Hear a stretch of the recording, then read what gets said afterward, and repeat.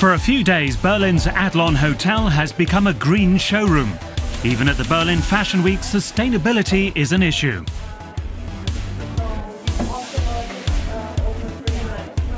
Saruul Fischer designs fashions made from high-quality cashmere wool and markets them under her own label, Edelziege, or luxury goat.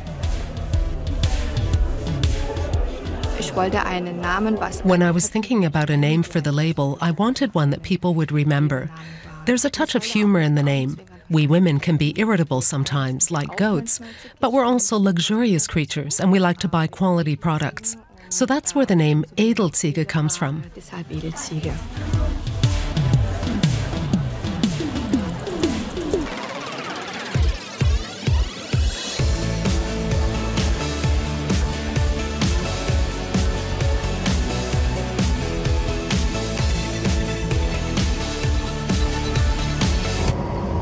Saruul, who was born in Mongolia, lives and works as a designer in Plauen, in the German state of Saxony.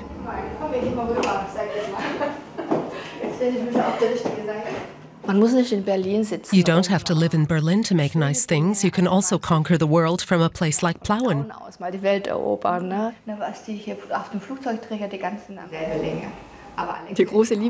What brought me here was love. I'd barely heard of the place before, but then I met my future husband and it was settled. Saruul returns to her native land twice a year.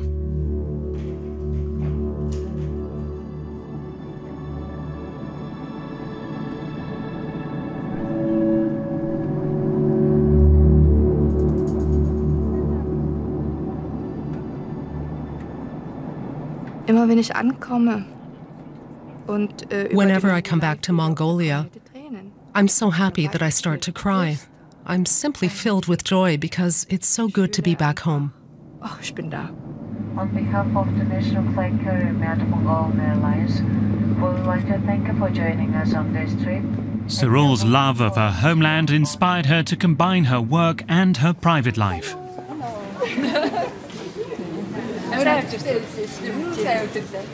Her family, including her oldest sister, has come to the airport to welcome her.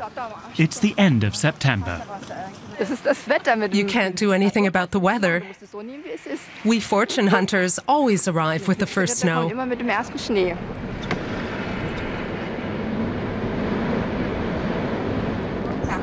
It's 8 o'clock Sunday morning.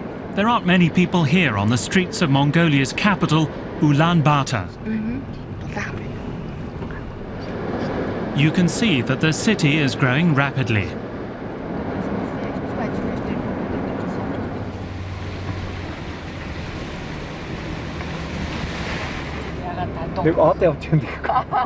Saruul's family history is rather complicated.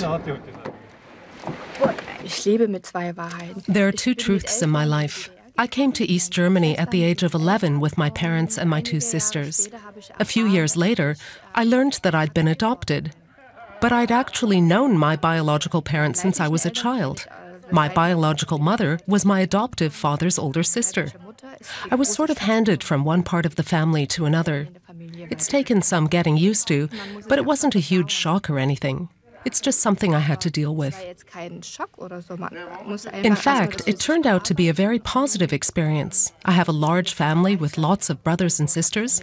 I have one family in Germany and another in Mongolia.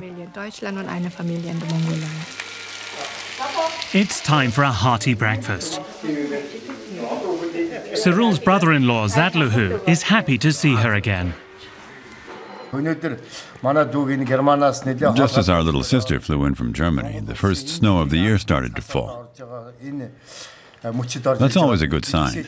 It means that her business will continue to do well and her family will be happy. And that makes me happy too.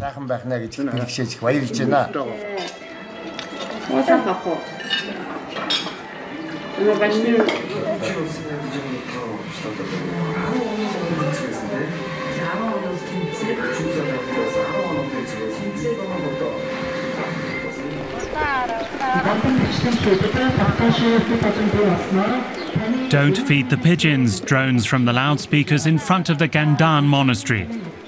For centuries, Buddhism was practiced in Mongolia, but when it became a Soviet satellite state in the 1920s, religion was suppressed.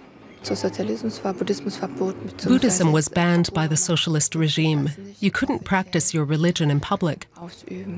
I remember people doing it in secret.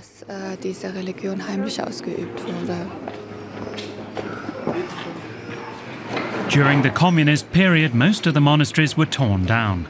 After the Soviet Union collapsed in 1991, Mongolia began adopting democratic reforms, including freedom of religion. Here, Buddhists pray before a portrait of the Dalai Lama.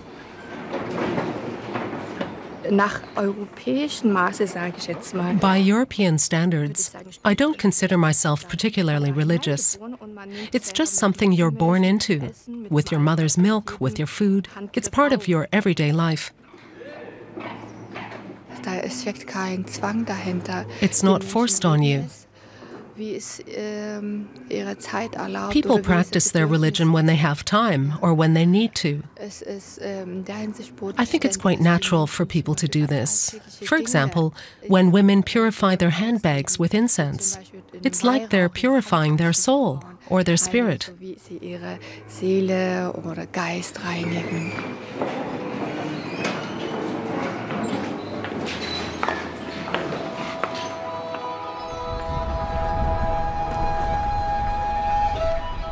Just over 1 million people live in Ulaanbaatar. The capital's main square is dedicated to Genghis Khan, who founded the Mongol Empire in the early 13th century. It's a magnificent square. I love it because it's so big. It reminds me of how large Mongolia really is. The square is very symbolic and everyone meets here. You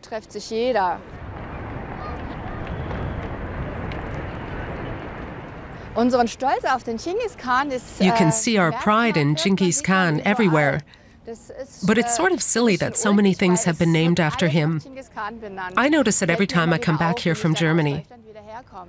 There's Genghis Khan beer, and a Genghis Khan restaurant and hotel. I wouldn't be surprised if there's a Genghis Khan brand of soap, too. My sister and I used to come here and play. We used to swing on those big chains.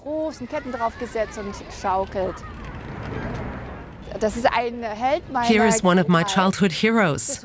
It's Ulaanbaatar. He liberated Mongolia from the Chinese in the early 1920s. The Soviet Union was our socialist big brother for a long time, but we didn't have too much trouble with that.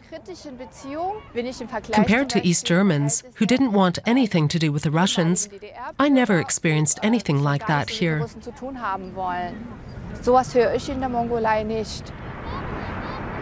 When the Soviet Union broke up in 1991, Mongolia was left on its own. It began a rapid transition from socialism to capitalism, and this offered exciting new opportunities for many. Still, about 1/3 of the population lives in poverty today. But in the capital, you'll see many people who are well-dressed and modern.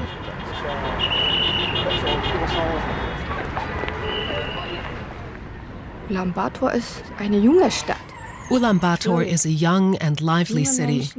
There are lots of young people and lots of contrasts. Most Europeans don't know very much about Mongolia. They think people live in yurts, those big tents, and ride around on horseback. They think it's just a big, wide-open space, with no houses or anything.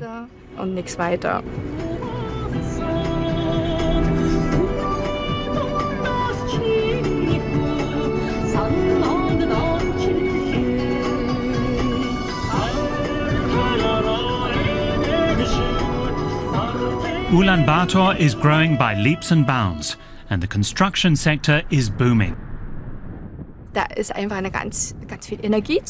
You can feel the energy here. There's lots of construction. A lot of new buildings are going up. Sure, it's nice to live in a yurt. They look great, they're traditional, and it's kind of a romantic way to live. But just because you have these romantic ideas, it doesn't mean that you have to spend all your time living in a yurt. It's also nice to have running water and electric lights. Societies have to develop. The old ways won't disappear entirely, but then you've got people paving over a piece of land and putting up a house. People have mixed feelings about that. Es ist zwiespältig.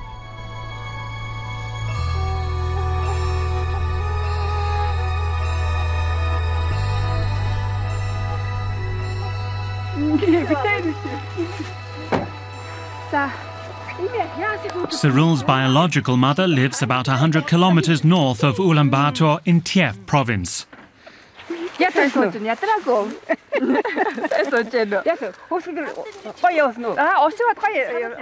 Saruul was 18 years old when she found out that she'd been adopted.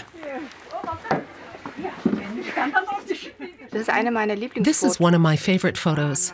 It was taken on my wedding day. Both of my mothers are there. They got all dressed up for the occasion. Next to them are my two sisters.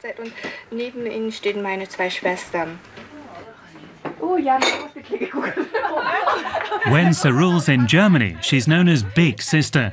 But in Mongolia, she's Little Sister because she's the youngest. She always shows respect for her family, which is a very typical aspect of Mongolian culture.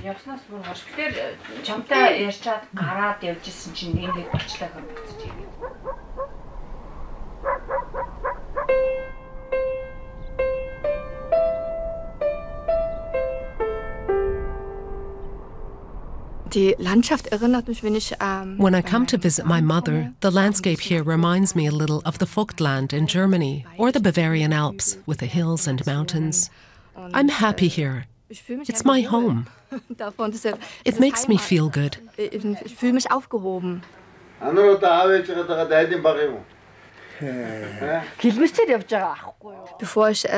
Before I started traveling regularly to Mongolia, I used to have this vague feeling of homesickness. That was natural because I was born in Mongolia. But I think that people are also part of what makes a place your home.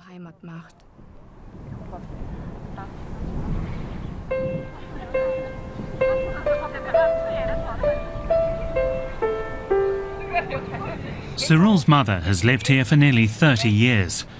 Under the socialist regime, she worked as a bookkeeper at a rest home.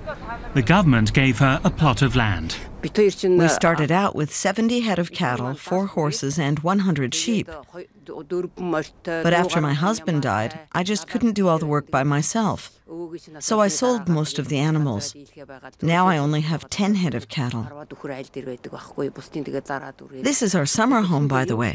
My husband and I built it together. Summer is the best time of year for the children and the animals. They need to be outside near the river.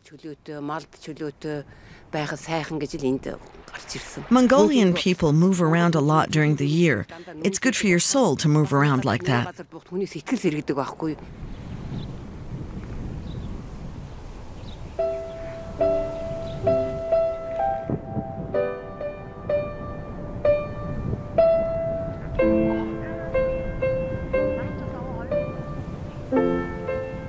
This is a Mongolian children's song.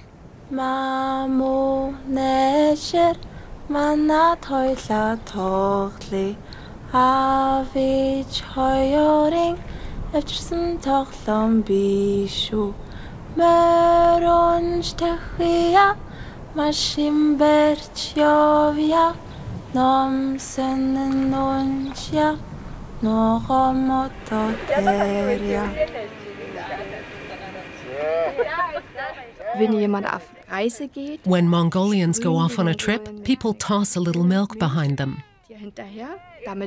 It's supposed to make sure that you arrive safe and sound and have an auspicious journey. Saruul says she's glad that she has 2 mothers. And when she returns to Germany, she can tell her adoptive mother all about her latest trip to Mongolia.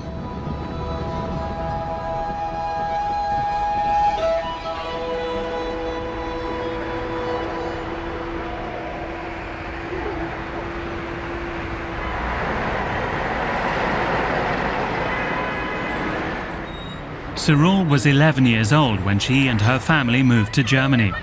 She has fond memories of her childhood in Mongolia. I grew up in this neighborhood. This sports field belongs to the local school. Kids were always playing here. In the winter, they'd cover the field with water to make a skating rink. There used to be a lot of open space here, but now there are more houses. It's really different. There are a lot of cars now, too. Back then, we could play in the streets. I learned how to ride a bicycle here. We jumped rope and played hide and seek. See that greenhouse over there? I lived there. This was a neighborhood for a privileged few. Saruul's adopted father worked for a government ministry. We lived on the 5th floor, up there where you can see the satellite dish. The 5 of us lived in a 2-room apartment. My parents slept in the living room, and we 3 kids shared the other room.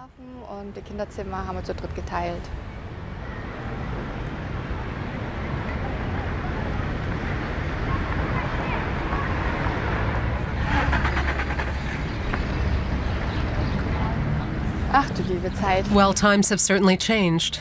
I don't recognize the place anymore. I haven't seen these high-rise buildings before. All you could see back then was sky. We used to take a shortcut by jumping over this fence.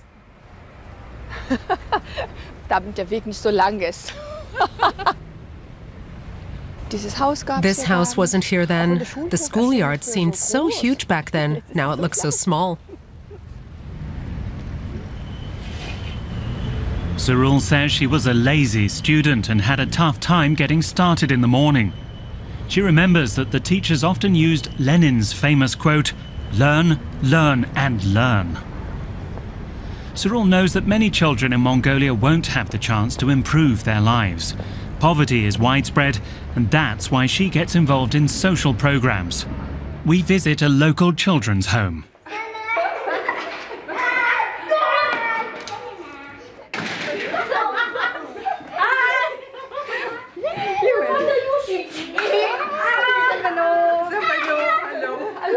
Ruth Ebener has lived in Ulaanbaatar since 1992.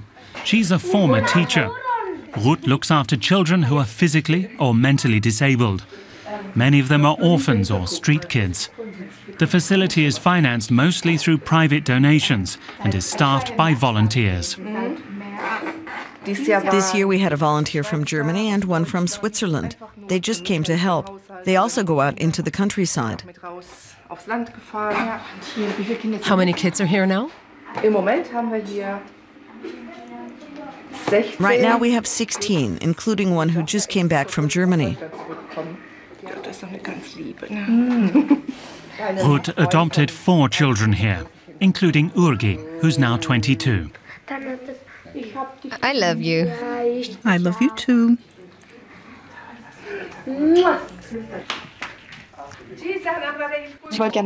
I wanted to know what their financial situation was. They get little or no funding from the government. Ruth just told me that they have gotten a little money recently.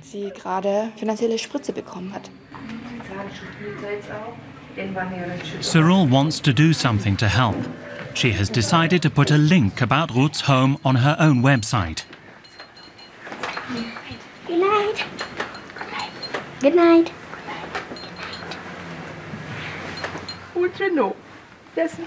Ruth will care for the children until they're grown up and have learned a trade.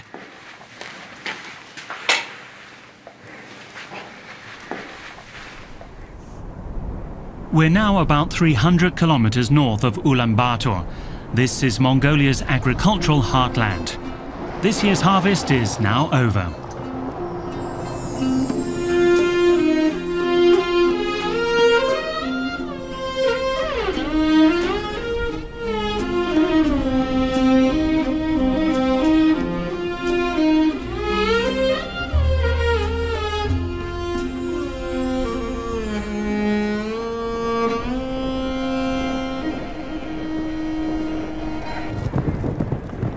This is the Zhejiang region.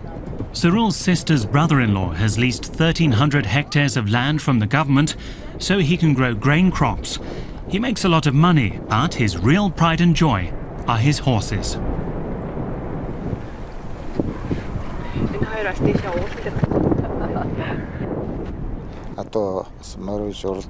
I like horse racing. It's my hobby. I love to do it more than anything else. I didn't used to have so many horses, but 10 years ago, I started to expand the herd one by one.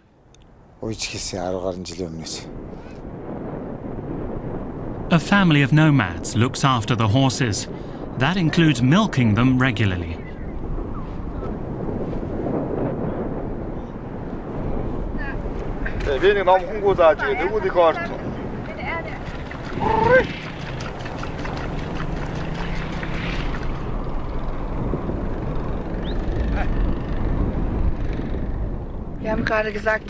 They just said that the horses and cows aren't giving much milk right now. Maybe that's due to the weather.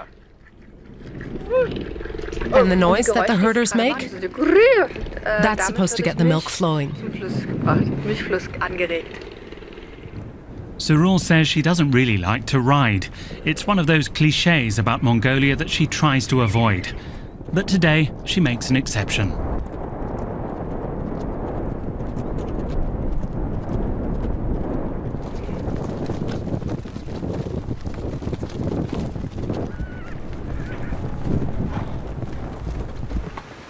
Here, they're stirring a big pot of fresh mare's milk. This is the first stage of the fermentation process. It takes 2 hours to brew it, and they have to churn it regularly.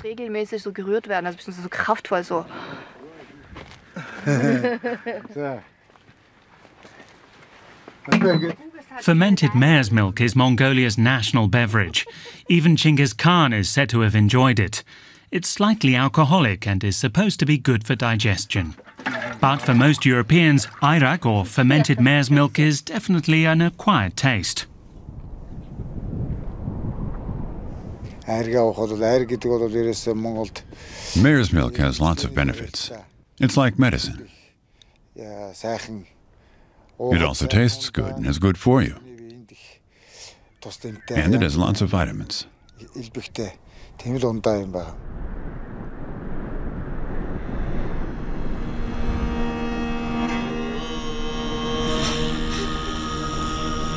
Here's a shepherd with his flock of sheep and goats. Saruul explains why she has a special affection for the goats. Das sind meine Mitarbeiterinnen. The Cashmere Goats are my co-workers, so to speak, just big balls of wool.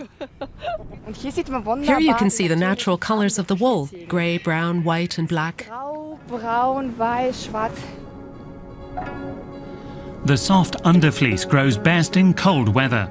At the end of winter, the fleece is combed out and processed to remove impurities. Goats don't produce much fleece. A single cashmere sweater, for example, may contain wool from up to 4 goats.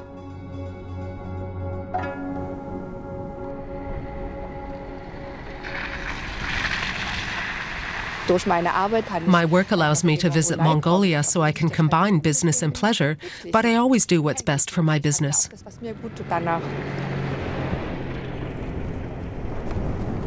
Saruul doesn't seem to be interested in the wool of these yaks, even though many consider yak wool a superior alternative to cashmere.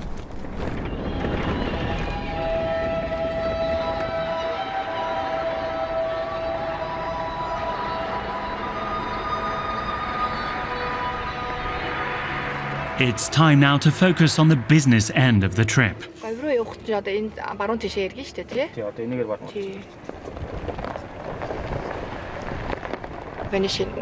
I drive to Ulaanbaatar early in the morning. The roads are bumpy, which wakes me up.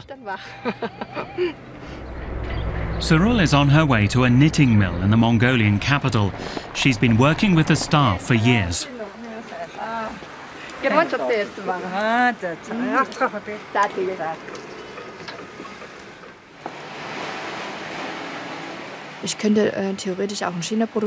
theory, I could have the wool produced in China or Bangladesh, but I don't. I want it produced in Mongolia. First of all, this is my homeland, and I want to keep people working. Second, the wool comes from Mongolia. Third, there's a legally mandated minimum wage here. When I call the mill and someone says that they're working on clothes for my collection, it makes me happy. I have a real working relationship with these people, and it's sustainable.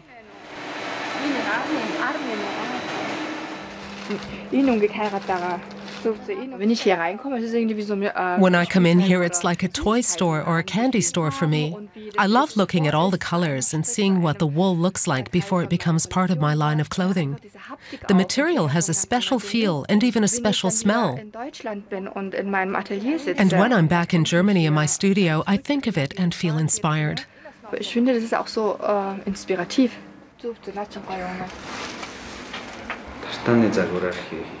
This young man is programming the computer that runs the knitting machines. He has all the patterns right here in the office. He's developed a lot of new patterns with geometrical figures and plant motifs.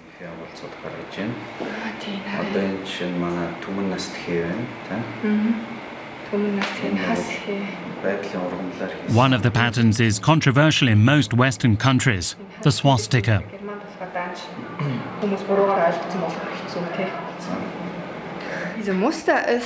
This pattern is very popular not only in Mongolia, but throughout Asia. It's a symbol of eternity, no beginning and no end. In our language, we call it tumun, tumunas, literally 10,000 years. I have mixed feelings about this pattern. I know that on the one hand, the symbol is banned, but here it's a very popular symbol. Different cultures, different patterns. These are two worlds, and there are different feelings about that. The Mongols were great warriors. They conquered almost half the known world, including parts of Europe. Maybe that's why others use the swastika symbol, because the Mongols were invincible.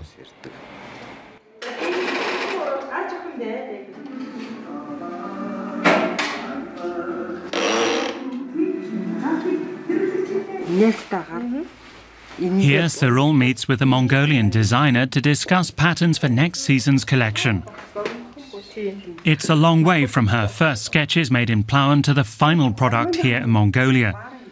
And of course, the design is only really brought to life when a customer starts wearing it. But Saruul knows how to put her ideas across. She has a college degree in communication studies.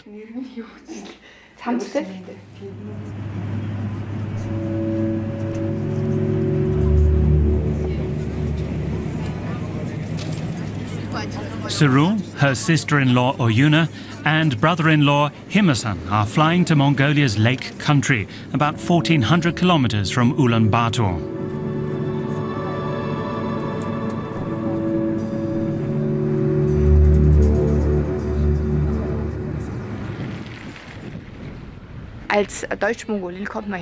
I'm both German and Mongolian, so I may have some very idealistic thoughts about my country. You see the pristine natural landscape, but then you realize that civilization has really encroached on it here. There's a lot of new construction. That's fine, because a country should develop itself. But we also see the same sort of corruption that's found in other countries, particularly in the developing world. Many people in Mongolia are upset about that.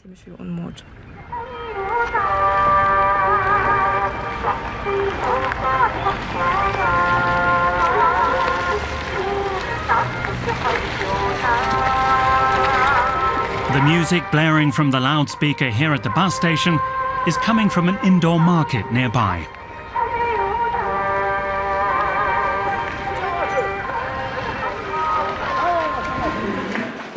The transition to capitalism has been difficult for Mongolia. People had no idea how to deal with a market economy. I remember that during one of my visits, there was nothing in the shops.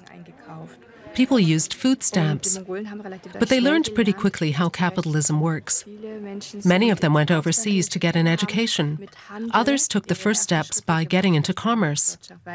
Because Mongolia doesn't really have a manufacturing sector, people decided to start importing goods like food, clothing, cars, just about anything. Lebensmittel, Klamotten, Autos, alles Mögliche. Himerson built this market himself, and his wife Oyuna is in charge of renting the stalls. Does camel's milk taste different from mare's milk? Sure, and it's good for you when you get a winter cold, but camel's milk isn't easy to find.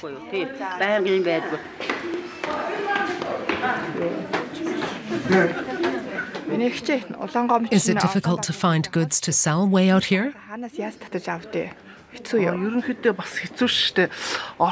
It is. The region is close to the Russian border, and a lot of people import food products from Russia. Most of the other goods, clothes for example, come from China, from Beijing.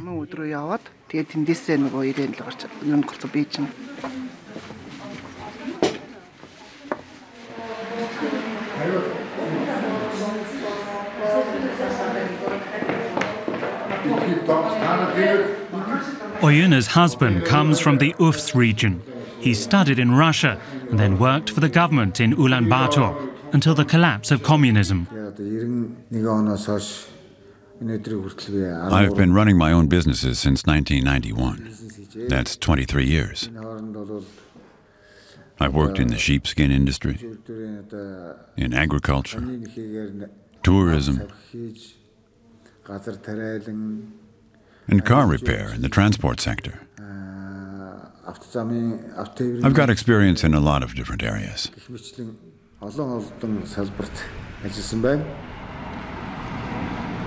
Since 2004, he's been investing in his home region. That's really important to him these days. Over the last few years, I've seen a lot of investment in building new roads and improving old ones. People are investing in the extraction of natural resources. That's caused some controversy because a lot of foreign investors are interested, and the government's been awarding contracts to them. But many Mongolians don't want to see so many foreign investors here. It's a touchy subject.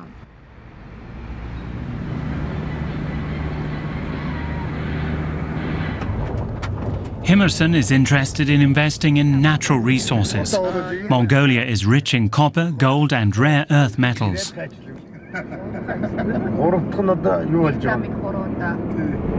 It's time now to relax, so everyone's off to Lake Kyagas, a few hundred kilometers east of Ulaanbaatar.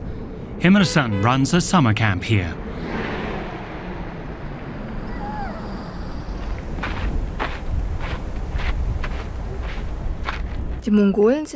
Mongolians are very hospitable people. They're also quite curious. They always welcome visitors. You don't have to make an appointment.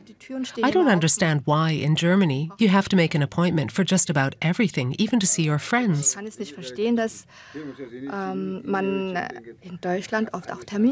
I tell people they should just drop by, but that doesn't happen very often.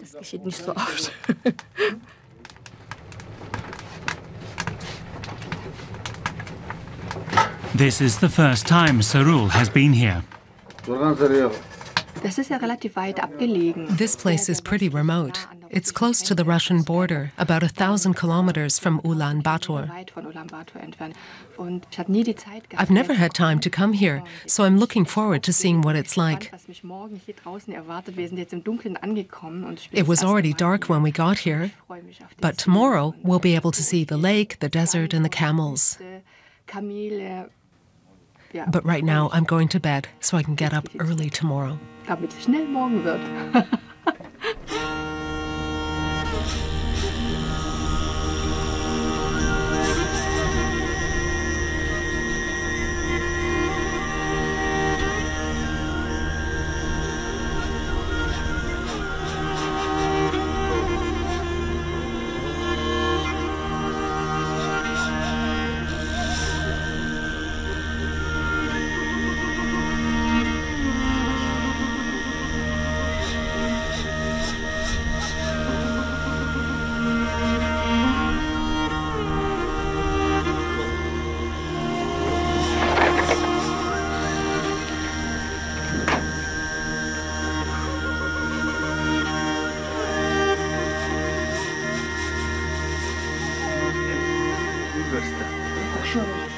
The group's hosts are butchering a sheep in honor of the guests. He's reaching in and opening the aorta.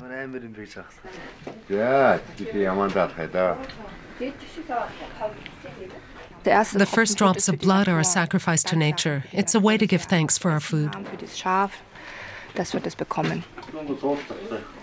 Foreign visitors might find this ritual a bit unsettling.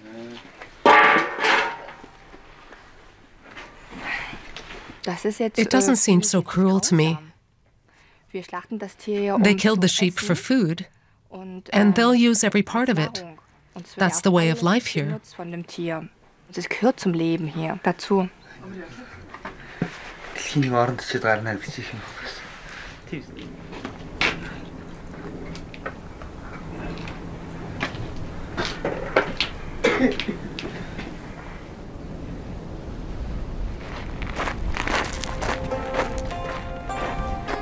This trip to Mongolia has been a real inspiration for Saruul.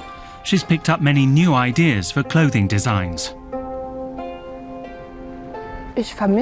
When I'm in Europe in general, and in Germany in particular, I miss Mongolia's landscape. They don't have these wide open spaces that are so pleasing to the eye.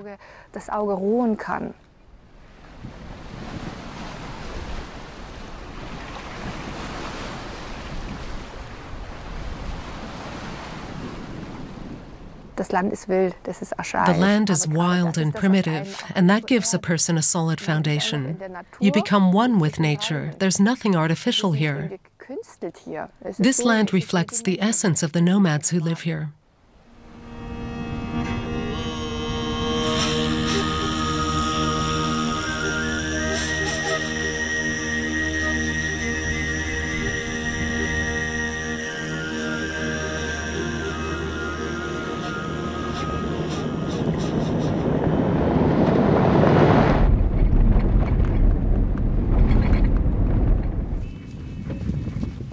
Saruul's brother-in-law has some camels, and this shepherd is caring for them.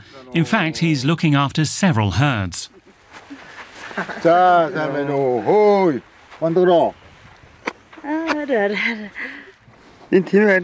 There are fewer camels here. Look over there. Oh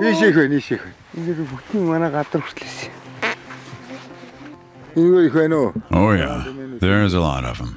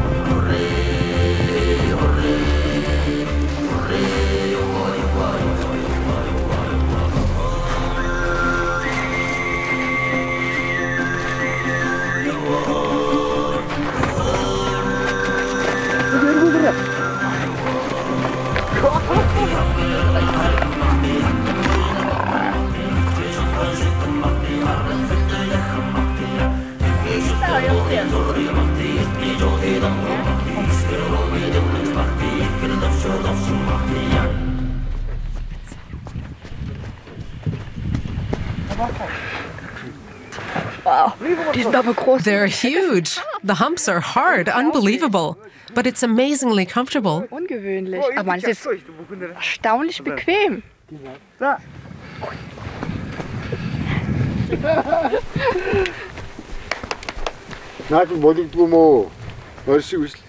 Only a few travellers come here during the summer. The real focus here is not on tourism, but on the animals, which supply wool, milk and meat.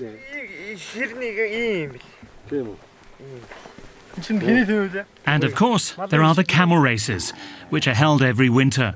It can get bitterly cold here, sometimes down to -40 Celsius.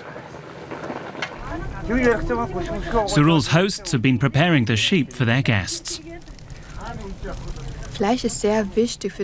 Meat is very important for nomads. They can't survive without it. The fat from the meat gives you energy. It can get down to -40 degrees Celsius in winter and more than 40 degrees in the summer, sometimes even 60 in the Gobi Desert. In the cold, you need the fat from the meat to survive. You won't find any vegetarian nomads.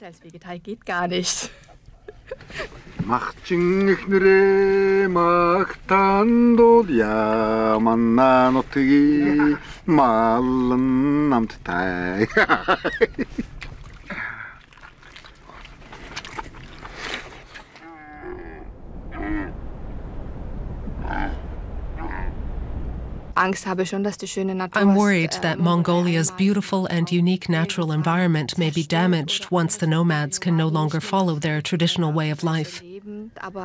I hope that the changes don't come too quickly and that some thought is put into preserving our culture and environment.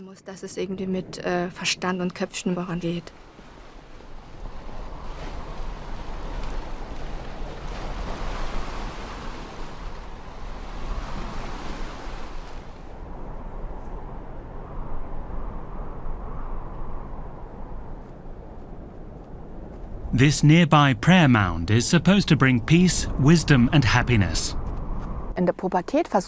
When you're a teenager, you try to fit in with the other kids. You try to look like they do so you'll be accepted. You don't want to stand out in a crowd. But because I'm Asian, people in Germany notice me. I feel pretty much like I'm German, but they see me as a Mongolian.